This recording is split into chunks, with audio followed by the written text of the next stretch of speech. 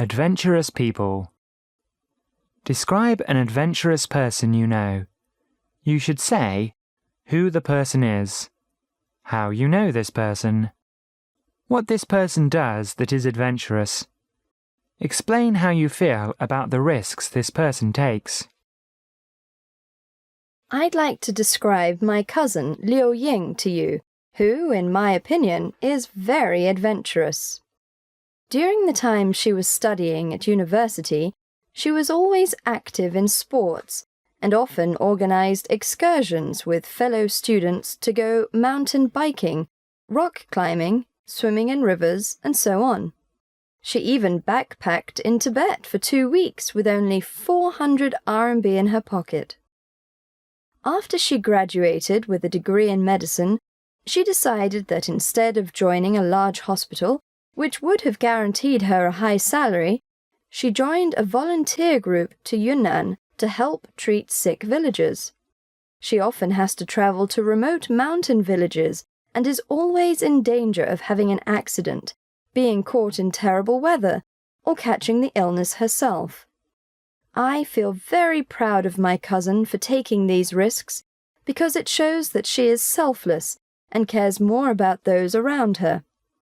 Many people are concerned about those who need help, but seldom sacrifice their own time, energy, and money to reach out to them. My cousin has sacrificed her own career to help others, and I believe her memory will live on in the hearts of those she helps. Daring to be different definitely makes my cousin adventurous. Challenging activities. 1. Are adventurous activities popular in China? Yes, as more and more people in China are looking for new and different ways to spend their free time, the Chinese youth wish to challenge themselves, which often leads them to extreme sports like snowboarding, rollerblading, rock climbing, and trick BMX. The problem they face is that adventurous activities and extreme sports are not always available, or if they are, they're too expensive for the average Chinese to participate. If more facilities and opportunities were available, then I believe these activities would grow in popularity. 2. Why do you think people like adventurous activities? I think it's for the rush and excitement that comes from challenging yourself and pushing yourself to the limits. Our lives are set in a routine of work or study. Going on an adventure or doing an activity requires risks, tests our strength and capabilities, and gives us a thrill and feeling of triumph as we conquer nature, conquer our fears, and realize our own strength. 3. What do you think are the advantages and possible disadvantages of experiential training? The advantages and disadvantages all depend on the individual. 2 people may do the same thing but come away from it with different views on the experience. Some of the advantages are greater: self-confidence, more awareness of your capabilities and limits, and greater physical dexterity. On the other hand, if you don't take proper precautions, you can have serious accidents or cause someone to get hurt. Some people can be overly confident and take too great of a risk, which can end tragically. Children's development. Challenges.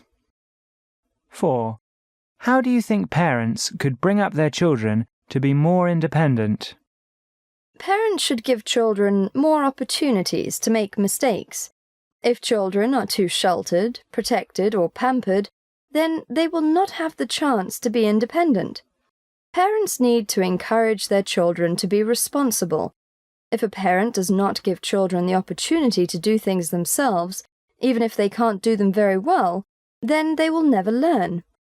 Everyone has to start somewhere, and we're not born knowing how to take care of ourselves. This information should be taught to children in an environment where it's okay to make mistakes, and which encourages children to learn from them and to try new things. 5. Do children have more freedom today to do what they want than before? That's hard to say. In general, I would say yes, they do. However, in certain areas, such as education and deciding their career, I think it's the same. Children today have more things than before, and definitely more opportunities to experience things that were not available in the past. So in a way, yes, they do have more freedom. But I think that proper education on how to wisely use that freedom is sadly missing. Children have more freedom but are not responsible, so they often misuse it. 6. Do children today face more challenges than before? In a way, yes, they do. Today's society is more demanding, and the pressure is greater than ever. Every parent wants their child to be the best, and often they push their child too hard.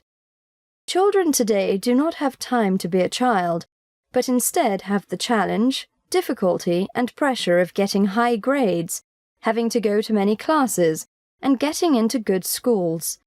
The challenges children face and experience today are very different from the past, but it's hard for me personally to say if they are greater than before.